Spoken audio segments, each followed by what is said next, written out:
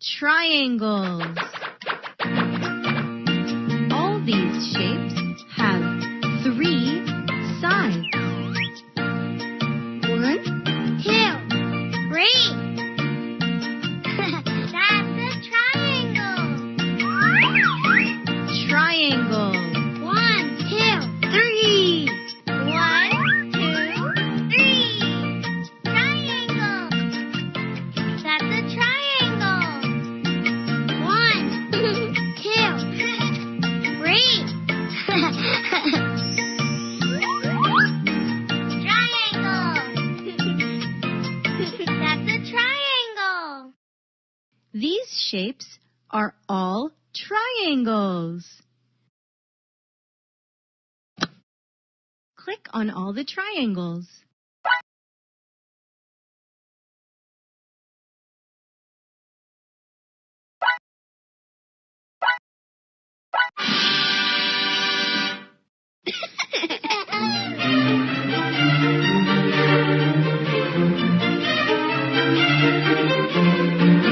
Terrific triangles.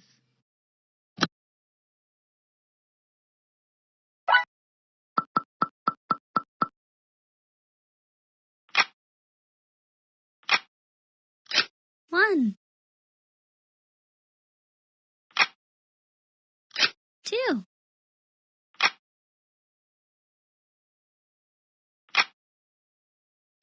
3,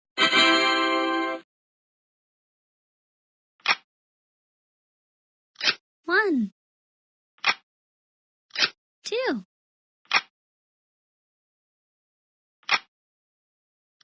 2 and 1/2.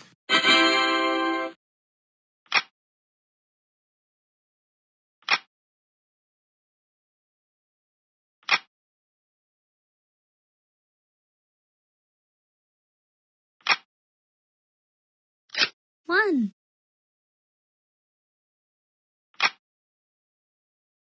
1 and 1/2.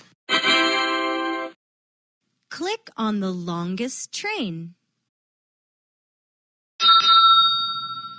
The longest. Awesome! Yay!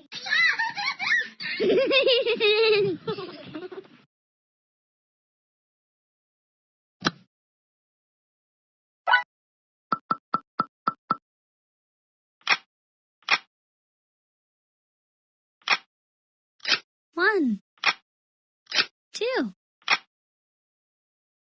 3, 4, 5. 1, 2, 3.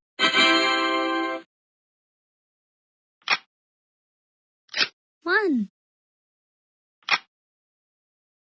2. Click on the tallest mouse. The tallest. Woohoo! That was great! Yay!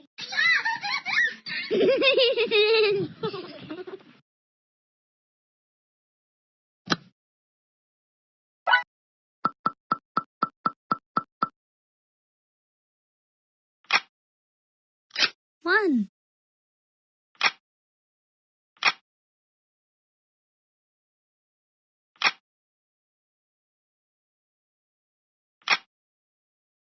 2,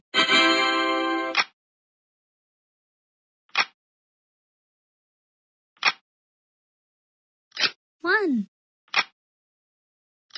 2, 3.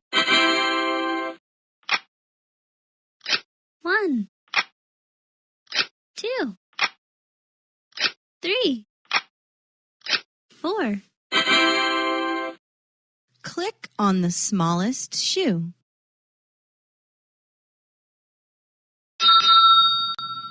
The smallest. Awesome! Yay!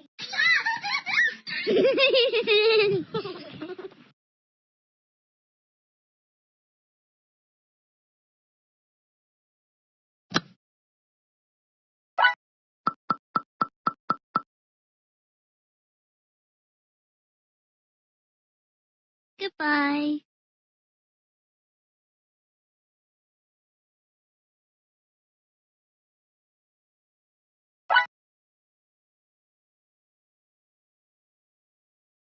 Mm, not. Mm, night.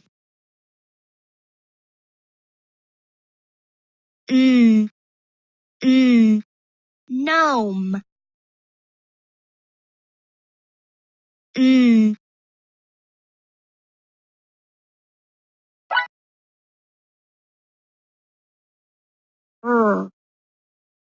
r, right.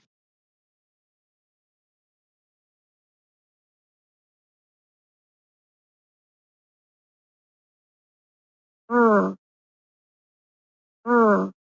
wrap. R, wrench. R,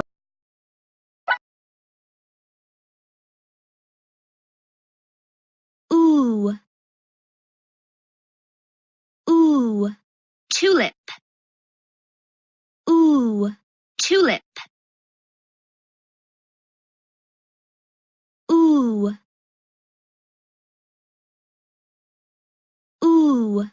ruby.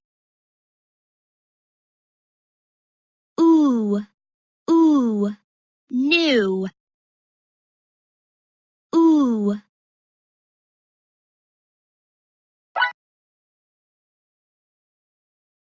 you, unicorn. You,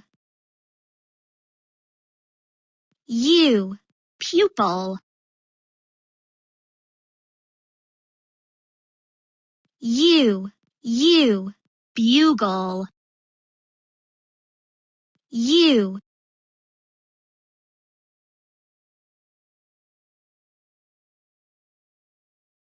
Rikki-tikki-tavi, a truly brave mongoose. created by Starfall.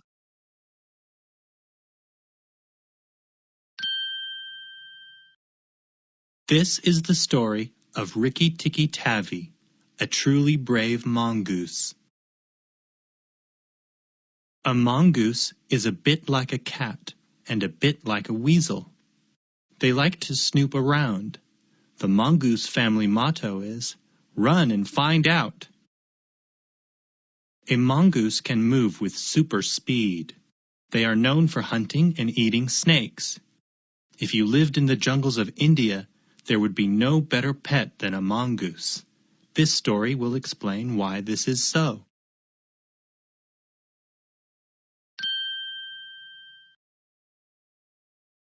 When Rikki-tikki-tavi was still a young mongoose, he was carried away by a flood. The water took him from his mother and father. He nearly drowned. A little boy named Teddy found Rikki-tikki-tavi lying on the garden path. Teddy thought the mongoose was dead.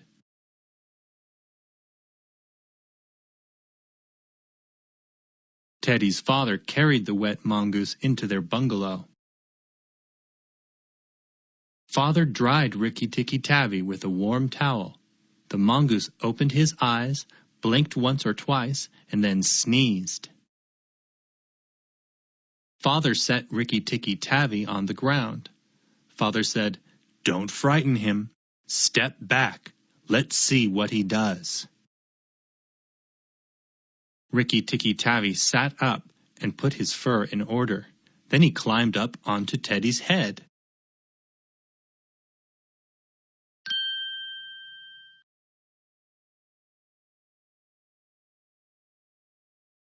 Many animals lived in the garden around the bungalow. Most of the animals were kind, but some were not. Two cruel cobra snakes named Nag and Nagina ruled the garden. All the other animals were afraid of them. Nag and Nagina were angry Rikki Tikki Tavi had come to the bungalow. They knew that a mongoose could kill a cobra.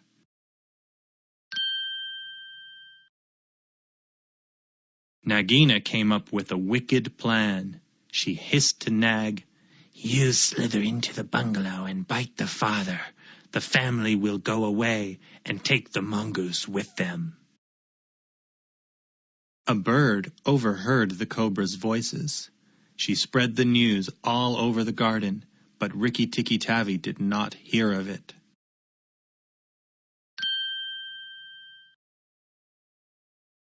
Rikki Tikki Tavi usually slept under Teddy's chin, but tonight he was restless. He wanted to snoop around. He quietly opened the door to Teddy's room. "Squeak!" cried a muskrat. "Please don't hurt me." "Why would I hurt you?" asked Rikki Tikki Tavi. "You won't hurt me, but rumor is I might get hurt by being with you," answered the muskrat.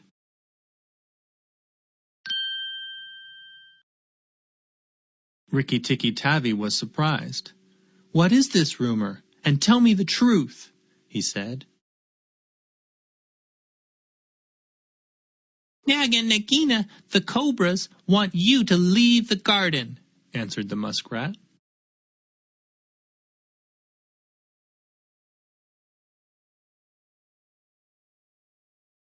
The muskrat told Rikki Tikki Tavi about the cobra's plan to bite Teddy's father. Rikki Tikki Tavi's eyes glowed red. He loved his new family. It was his duty to protect them. He would not let anything harm them. Just then, Rikki Tikki Tavi heard hissing voices coming from the bathroom. Rikki saw Nag slide silently in through a crack in the wall. He watched Nag's shadow coil behind a water jug. Nagina did not follow.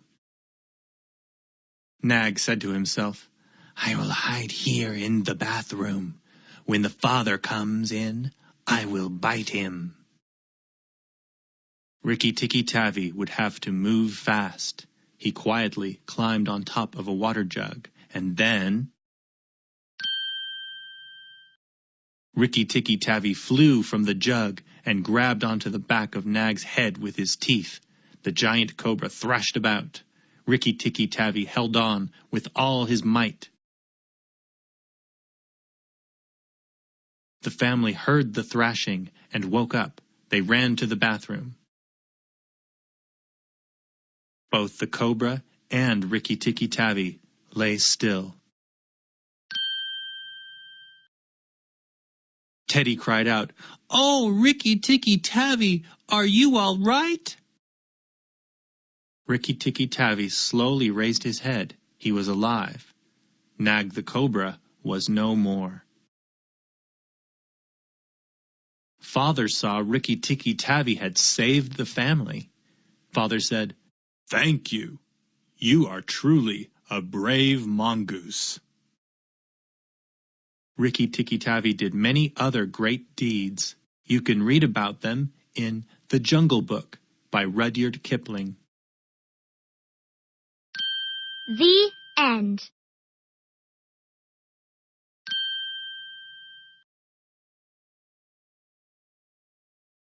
Long ago, in a far-off land, there lived a wise gnome king. The gnome king was old. He knew it was time to retire. He thought of the future. Who would rule his kingdom when he was gone? He made a plan. The gnome king put on his best clothes. He climbed onto his elephant. He rode through his kingdom calling out, "Come, gnome children, I have a great task for you."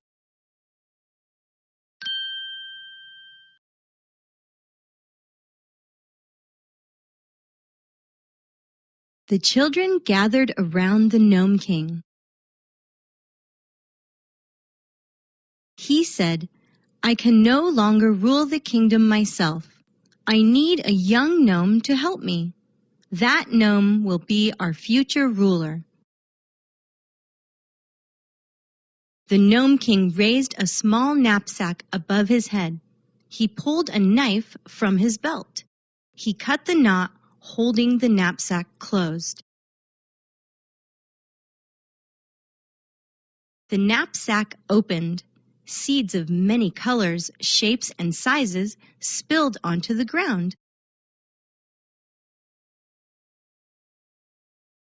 The children did not understand.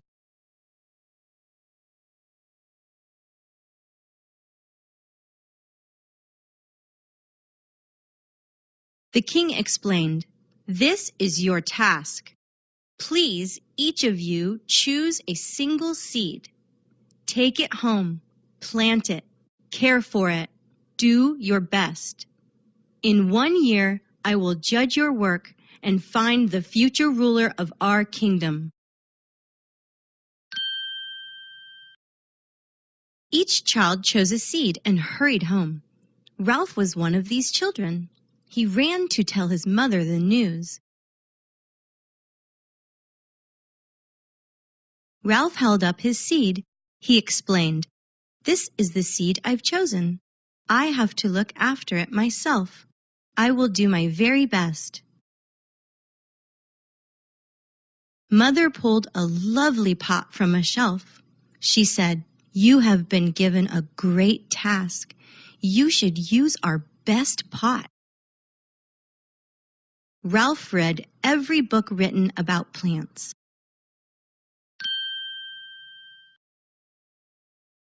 Ralph filled his pot with soil. He pressed his thumb into the soil to make a hole. He gently tucked the seed inside and covered it. Ralph watered his seed. He gave it food and sunlight. He cared for it every day. He did his best. A week went by. Some of the children began talking about their seed sprouts. Ralph wrinkled his nose. His little seed hadn't sprouted at all.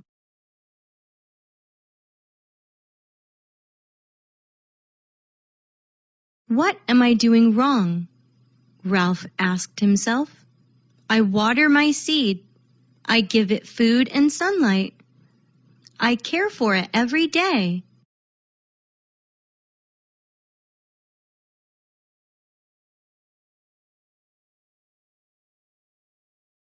The problem gnawed at his mind. Still, Ralph did not give up. He cared for his seed. He did his best. Weeks turned into months. The other children talked about their plants. Some had large plants. Some had small plants. Ralph didn't say anything. He went home and checked his pot. The only thing growing was a knot in his tummy. Still, Ralph did not give up. He cared for his seed. He did his best.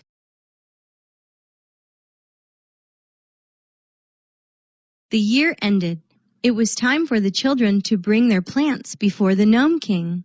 His pot was as empty as the first day.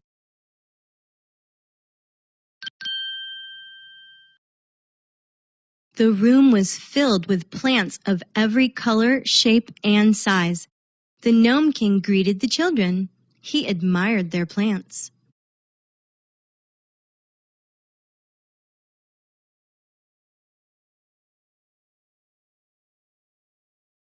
Ralph felt small. He knelt down. He wrapped his arms around his empty pot.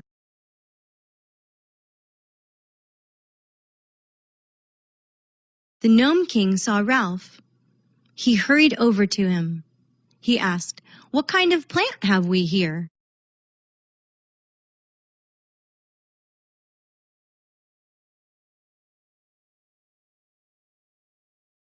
Ralph wrinkled his nose. He answered, "Sir, I watered my seed. I gave it food and sunlight. I cared for it every day.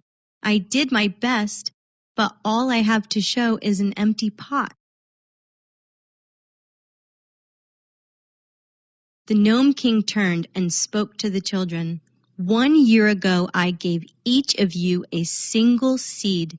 Every one of those seeds had been boiled. Not one could grow. Every plant in this room but one is a phony.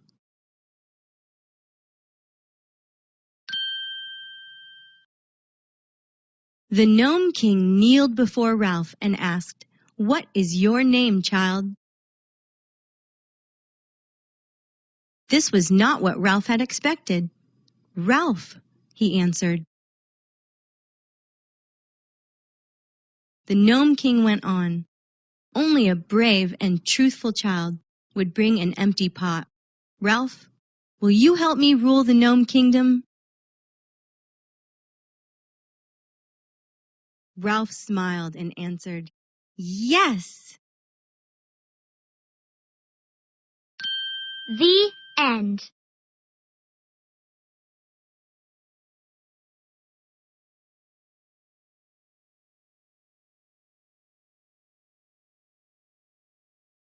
Cinderella.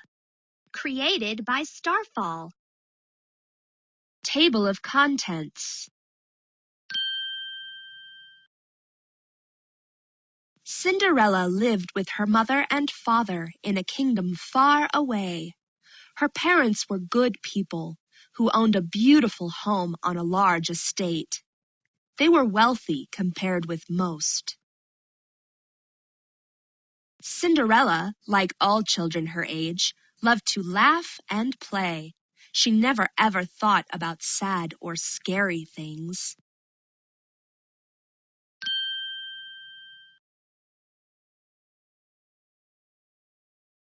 Everything changed for Cinderella when, on a cold February morning, her mother died. Cinderella's father could not bear to see his child without her mother. He quickly married a woman who had 2 daughters of her own, Mary and Clarice. Cinderella was wary of her stepmother and stepsisters. She did not trust them. Not long after, Cinderella's father also died. This was the end of Cinderella's happy days.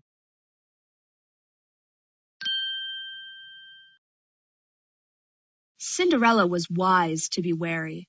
Her stepmother and sisters were greedy and cruel. They made her a servant in her own home. Cinderella did all of the cooking and cleaning. They gave her only rags to wear. Even in her rags, Cinderella was more lovely than Mary and Clarice. The stepsisters knew this and were unfair to her because of it. Cinderella missed her parents and thought of them every day. She was often sad, but still did her chores with a smile. She dreamed of a better life. What else could she do? Cinderella answered a knock at the door. A short, hairy man handed her a letter and said, "From the prince, miss." He bowed and went on his way. Cinderella carried the letter to her stepsisters. Clarice grabbed it greedily and said, "Give it here!"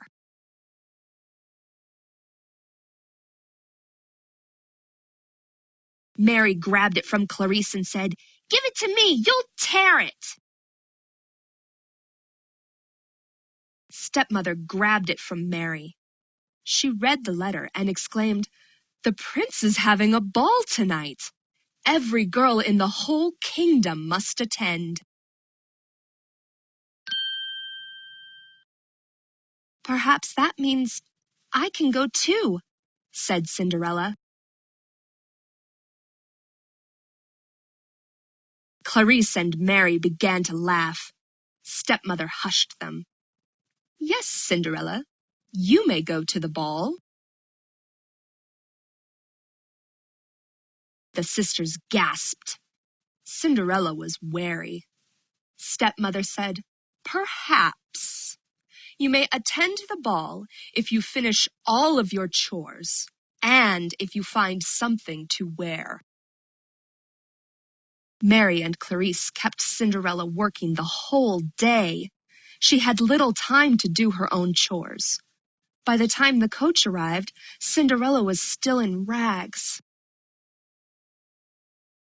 Cinderella opened the coach door to help her stepmother and stepsisters inside.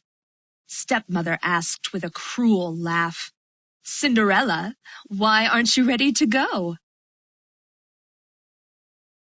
Cinderella said not a word.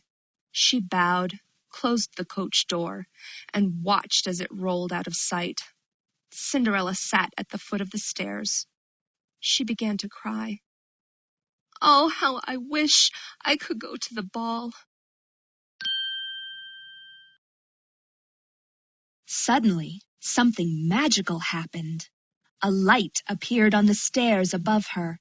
Cinderella looked up and saw a woman unlike any she had seen before. The woman was so bright, Cinderella could barely keep her eyes open. The woman said, "Hello, Cinderella. I am your fairy godmother. It's time to get ready for the ball." Before Cinderella could say a word, her rags had become a shimmering gown. On each tiny foot glittered a beautiful glass slipper. The fairy godmother changed a pumpkin into a coach and 4 mice into horses. She helped Cinderella into the coach. When Cinderella tried to thank her, the fairy godmother placed a finger on Cinderella's lips. "Remember this, my dear child. Be home before midnight, for at that time the spell will be ended. Everything will be as it was." Cinderella had never been to a ball before. She knew only work and rags. She walked around the ballroom. She filled her eyes with all the beautiful sights.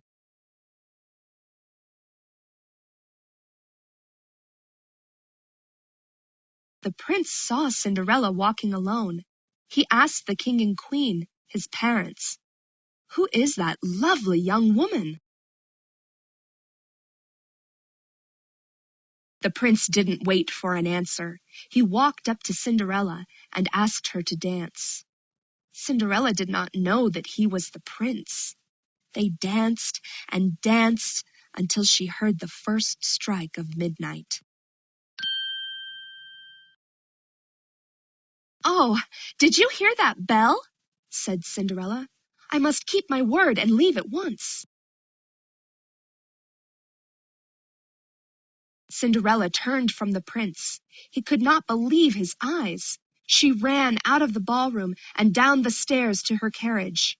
She lost one of her slippers along the way, but did not stop to pick it up.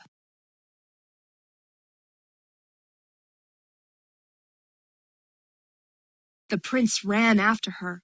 By the time he reached the stairs, she was gone. All she had left behind was one glass slipper. The prince exclaimed, "I must find the young woman who fits this slipper. When I do, I will marry her." The prince searched for the young woman in every home in the kingdom. At last he came to Cinderella's family estate. Mary and Clarice didn't tell Cinderella that the prince was there. After all, she hadn't been to the ball. Why would she need to know? Each sister in turn greedily tried on the slipper. It was too narrow for their feet. Cinderella walked into the room wearing her rags. She found herself face to face with the prince. The prince knew Cinderella at once, even dressed in rags. He knelt before her and asked, "Miss, perhaps you will fit this slipper." Cinderella's stepmother stood between Cinderella and the prince. "No, no, sir. This girl is but a servant. She could not have been at your ball." But the prince would not be fooled. Cinderella sat down, and the prince placed the slipper on her foot. It fit perfectly. Cinderella pulled the other slipper from her pocket and put it on. Suddenly her rags changed back into her shimmering gown.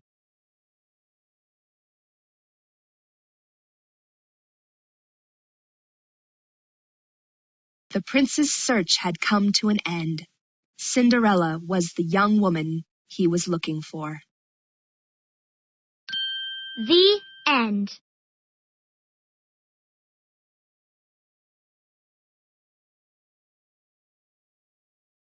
Easy.